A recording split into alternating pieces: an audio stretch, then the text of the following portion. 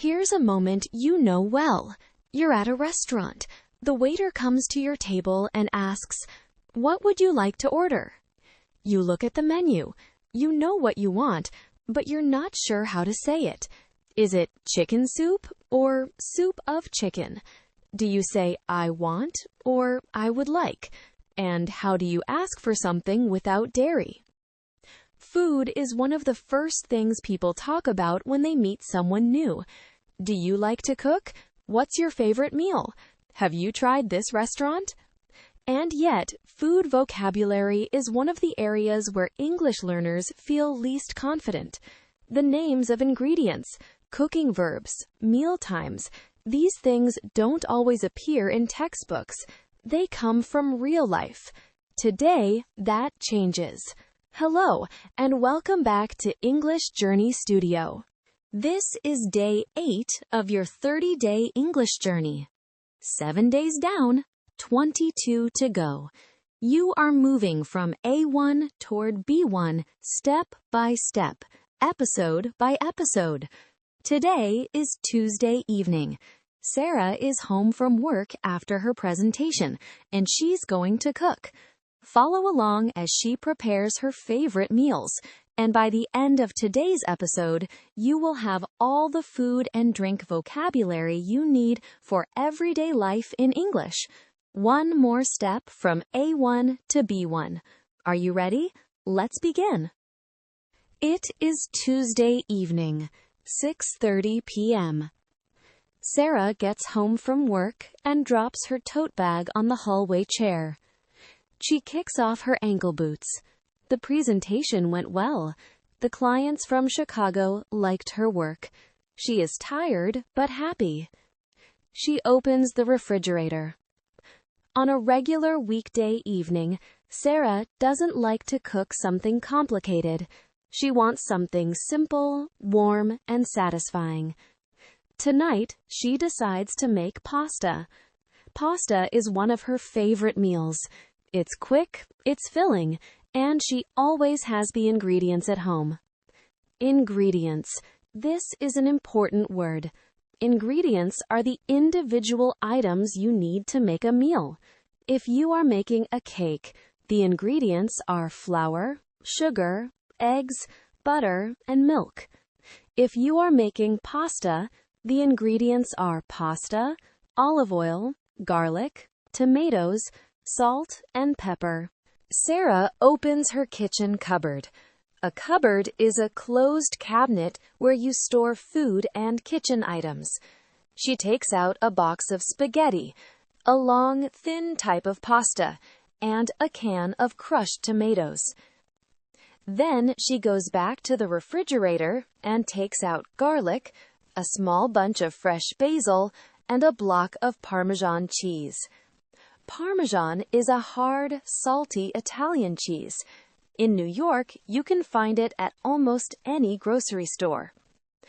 She puts everything on the counter and ties back her hair. Time to cook. Sarah fills a large pot with water and puts it on the stove. She turns the heat to high. While the water heats up, she starts the sauce. A sauce is a liquid that adds flavor to food. Tonight's sauce is a simple tomato sauce, the kind Sarah's been making since she was 19 and living in a tiny apartment in Ohio. She pours a little olive oil into a pan and turns the heat to medium. Olive oil is a smooth, golden oil made from olives. It has a mild, slightly fruity taste. It is used a lot in Italian and Mediterranean cooking. She peels 2 cloves of garlic. A clove is one small section of a garlic bulb. She slices them thin and adds them to the hot oil. Immediately, the kitchen fills with a warm, familiar smell. Garlic in olive oil. There is no smell more comforting in a kitchen. After 1 minute, she adds the crushed tomatoes. They sizzle as they hit the pan. She stirs with a wooden spoon, adds a pinch of salt and black pepper, and turns the heat to low. The sauce will simmer for 15 minutes. Simmer means to cook something gently over low heat, so it bubbles slowly. Not boiling hard, just a quiet, gentle bubble. Simmering gives a sauce time to develop flavor. By now, the pot of water is boiling. Sarah adds a generous pinch of salt to the water. This is important, she always does this, and drops in the spaghetti. She sets a timer for 10 minutes. While the pasta cooks, Sarah leans against the counter with a glass of water and thinks about her favorite meals. In English, there are 3 main meals in a day: breakfast in the morning, lunch in the middle of the day, and dinner in the evening. Some people also have a snack between meals. A snack is a small amount of food you eat between meals, like a piece of fruit, some nuts, or a biscuit. Sarah loves breakfast. On weekday mornings, she usually has green tea, a banana, and a small bowl of yogurt with honey. Fast and easy. On weekends, she makes what she calls a proper breakfast. Proper, in this sense, means full and satisfying, not just a quick snack. A proper breakfast for Sarah means scrambled eggs, sourdough toast, sliced avocado, and a strong cup of green tea. For lunch, Sarah usually eats at her desk at work. She often brings a salad from home, mixed greens, cherry tomatoes, cucumber, olive oil, and a little lemon juice. Or sometimes she buys a sandwich from the deli downstairs. A deli, short for delicatessen, is a small shop that sells prepared foods, sandwiches, and cold cuts. New York City is famous for its delis. But dinner is her favorite meal. Dinner is the one time in the day when she truly slows down. She sits at her small table by the window. No phone, no laptop, just food and the sounds of Brooklyn outside. The timer goes off. Sarah drains the spaghetti. To drain means to pour off the water through a strainer and adds it directly to the pan with the tomato sauce. She tosses everything together. To toss food means to mix it by turning it gently with a spoon or tongs. Then she plates it.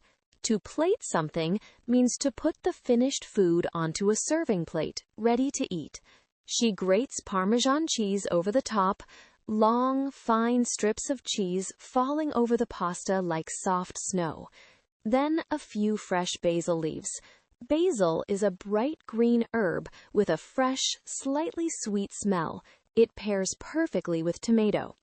She carries her plate to the small table by the window and sits down.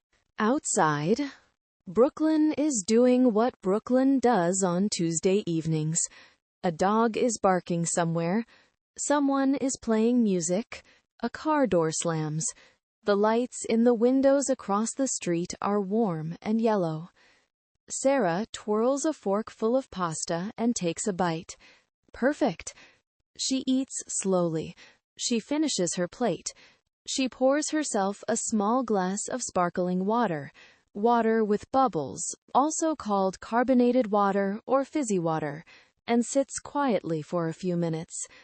Then she gets up, washes her plate, and does one more thing.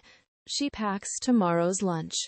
She puts some leftover pasta into a container, adds a little extra cheese and basil on top, snaps the lid closed, and puts it in the refrigerator. Lunch sorted, she thinks.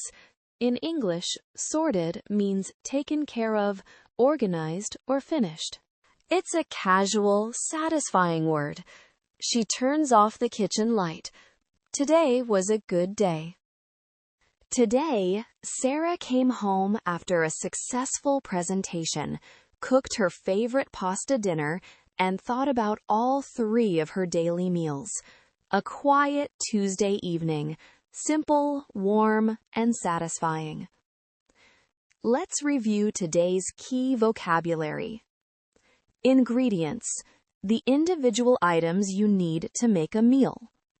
Cupboard, a closed cabinet where you store food and kitchen items.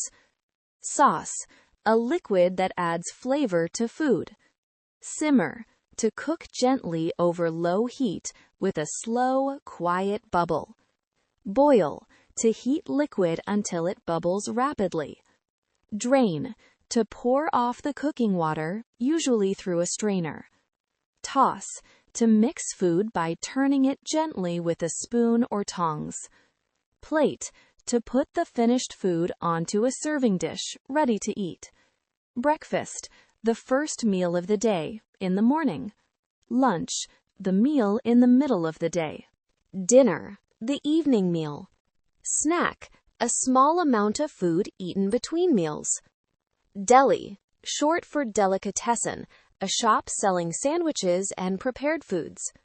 Sorted, informal for done, taken care of, finished. If you finished today's episode, type Day 8 done in the comments right now. I read every single one. Tomorrow is Day 9. Sarah is going to help someone who is lost, and you will learn exactly how to ask for and give directions in English. See you tomorrow.